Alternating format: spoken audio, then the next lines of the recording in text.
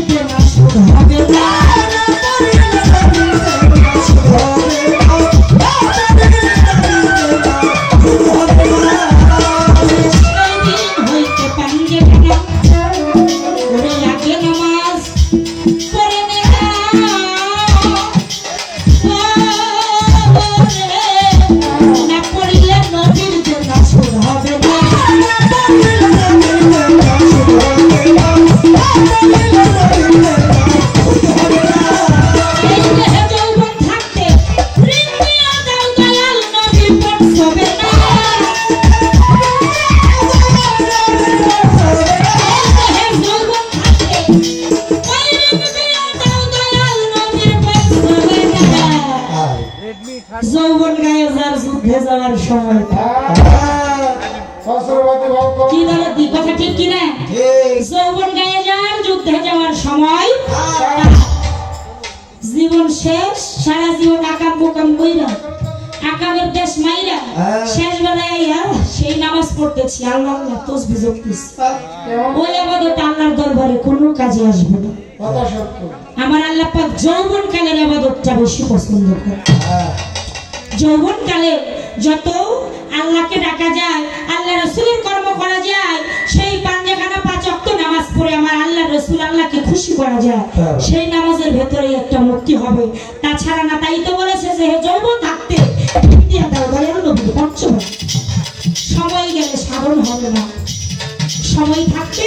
কর্ম করতে হবে আরে ওটাই ইমানি বংশ দারুগানি সকল হারাই নামাজ ভুলি ওরে ভুলে পড়ে সব হারাই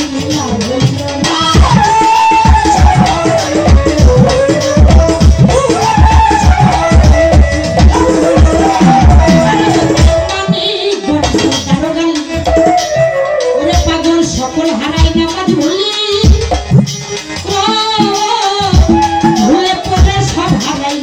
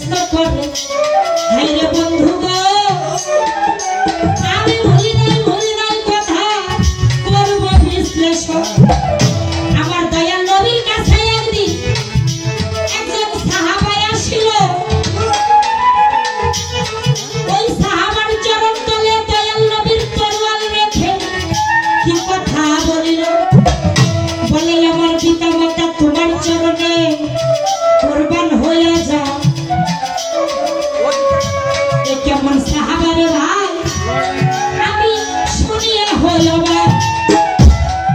আমি বলবো সেই সাহাবার না সে কিবা কর্ম করিল সেই কর্মের গুণে আমার দয়াল নবীর কাছ থেকে এমন কথা শুনিতে পাইল। আসতে আমার দয়াল নবীর চরণে সমস্ত সাহাবাদের পিতামাতা জান্নাত সবকিছু কুরবান করে দিয়েছে, কিন্তু আমার দয়াল নবী বলল যে তার পিতামাতা তার চরণে কুরবান হয়ে যায়। সে সাহাবাটা কে, সে বিষয়টা কি, তার নামটা কি? সেই সাহাবার নাম ছিলেন সালমান ফারসি। তিনি এই সালমান ফারসির বিশাল ঘটনা ছিল, তাকে একজনে কিনে নিয়ে গিয়েছিল, বিক্রি হয়ে গিয়েছিল। সেখান থেকে 3 বার করে বিক্রি হওয়ার পর আমার দয়াল নবীর চরণে দাসত্ব করার সুযোগ সে পেয়েছে। আমার দয়াল নবী তাকে এতটাই ভালোবাসতো, এতটাই আত্মার আত্মীয়, এতটাই প্রেম ভালোবাসা মহব্বত তার সাথে তার আপ্রেম আলিঙ্গন ছিল।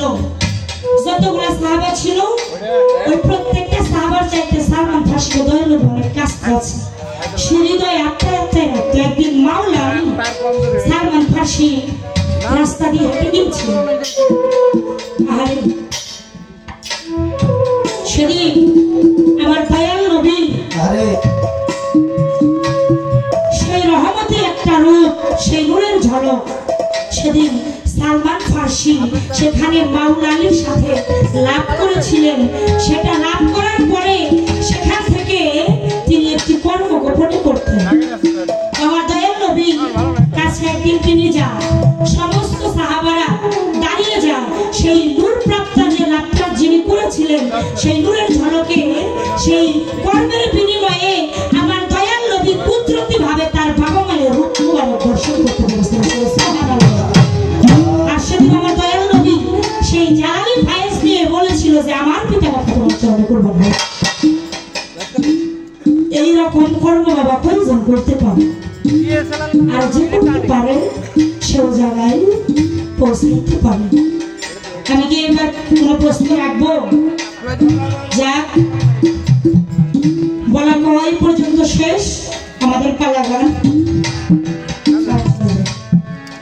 এবার একটি গান আমি রাখবো। ও বাজা হাসি রস কান্না সকল কিছু নিয়ে আমাদের বাউল জগৎ পালা। এটা হচ্ছে নবরসিকের। এই যে 2-4টা কথা বললাম, কথার পিছনে কথা যুক্তি, এটা হচ্ছে গানটার সৌন্দর্য বর্ণনা করে। কিন্তু যে যত কিছু বলি না কেন, ধরো 2-একটা কথা বলছে যে পালা ডাকতেছে, যত পালা করি যত কথাই বলি যুক্তি তর্ক রাখি পালা ঠিক রাখার জন্য বাজে শত পালার চাইতে এই দুনিয়ায় দুটো বড় পালা কি পালা, সেই পালা খবর কি আছে? শরীয়ত মারফতের পাল্লা পাল্লি করলাম, জীবনের পাল্লা পাল্লি করলাম, নবদ পাল্লাতে পাল্লা পাল্লি করলাম, কাকরের পাল্লা পাল্লি করলাম। এই পাল্লা পাল্লি করতে করতে নিজের জীবনের সবচাইতে 2টা বড় পাল্লার নাম প্রত্যেকটা মানুষের সবচাইতে জীবনের বড় পাল্লা কি বাজার জানে? একটা হলো আশার পাল্লা, আর যেদিন আসছি সেদিন চিরন্তন সত্য হয়ে গেছে আরেকটা যাওয়ার পাল্লা। আসছি বিদায়, আবার একদিন চলে যেতে হবে। এ দুনিয়ার বুকে মানুষ যে মানুষের মনে অন্তর কোন দুঃখ বেদনা যন্ত্রণা লুকায়। প্রত্যেকটি মানুষ পুরোনো ব্যথায় আমরা ভুগি, পুরোনো দুঃখে দুঃখী আমরা ভুগি। ও পাগল, কেউ হারিয়ে কাঁদে, কেউ হারানোর ভয় কাঁদে। বাড়ি সারা গ্রাম হারে না দুঃখ বেদনা ছাড়া। আমার দয়াল নবী ঈদের নামাজ শেষ করে সাহাবাদেরকে উদ্দেশ্য করে বলতেছে, আজকে ঈদের দিন পড়লাম, এই ঈদের দিনে যে সন্তানের বাবা মা ঘরে আছে ঘর থেকে উঠে সকালবেলা সন্তান নিজ হাতে বাবা মারে গোসল করাইয়া নিজ হাতে বাবা মারে নতুন জামা কাপড় পরাইয়া নিজ হাতে যে সন্তান বাবা মায়ের মুখে সেমাই পায়েস তুলে দিয়া ওই চরণে কদম পুছি করে আমি দয়াল নবী বলে যাই ওই সন্তান স্বয়ং জান্নাতের চৌকাঠে চুম্বন করে মহা সাহাবারা সরে চলে যায় 6 বছরে একটা বাউল একটা গাছের সাথে বেলনা দিয়া আমার দয়াল নবীর কথা শুনে না তুই চোখের পানি ফেলে মুখ বসাই দিতেছ আমার দয়াল নবী বালকটার দিকে তাকায় বলো বাবা আজকে ঈদের দিনে এত আনন্দের দিন তোমার সমবয়সী যারা কত আনন্দ করতেছে ঘুরতেছে বেড়াইতেছে ও বাবা তুমি কাঁদো কেন তোমার কি হয়েছে ওই বালকটারও হাউমাউ করে কাঁদতে দিয়ে কয় হুজুর গো সেই দুইটা ব্যক্তির নিজ হাতে গোসল করাই দিতে বলতেছে সেই দুজন ব্যক্তিকে নিজ হাতে নতুন জামা কাপড় পরাইয়া ওই মুখে খাবার তুলে দিতে বলতেছে ও হুজুর এই দুজন ব্যক্তি তো একজন ব্যক্তি আমার এই দুনিয়ার ভেতরে না হুজুর গো আমি কাকে নিজ হাতে গোসল করাবো আমি কোন চরণে দিয়া চুম্বন করবো আমি কাকে নিজ হাতে খাওয়াই দিব ওর বালকটির কথা শুনে আমার হুজুর ও বাবা মায়ের কথা মনে পড়ে গেছে আমার হুজুর বললেন তুমি কি তোমার বাবা মারে দুই চোখে দেখছো বলে হুজুর আমার বাবা মারে দেখছি শুধু দেখি না আমি বাবারে বাবা কয়ে ডাকছি মারে মা কয়ে ডাকছি মায়ের আদর ভালোবাসা পাইছি হুজুর এই আদর ভালোবাসাটা আমার কপালে বেশি দিন ছিল 6 বছর বয়সে আমার বাবা মা আমারে বাবার কাছে এতিম কইরা এই দুনিয়ার মায়া ত্যাগ করছে আমার দয়াল নবী বালকের মধ্যে ছড়াইয়া ধইরা বলে বাবা রে তুই তো একদিনের জন্য হইলে তোর বাবারে বাবা কইয়া ডাকছো আমি তো তোর চাইতেও কপাল পোড়া রে আমি তোর চাইতেও বড় এতিম কপাল পোড়া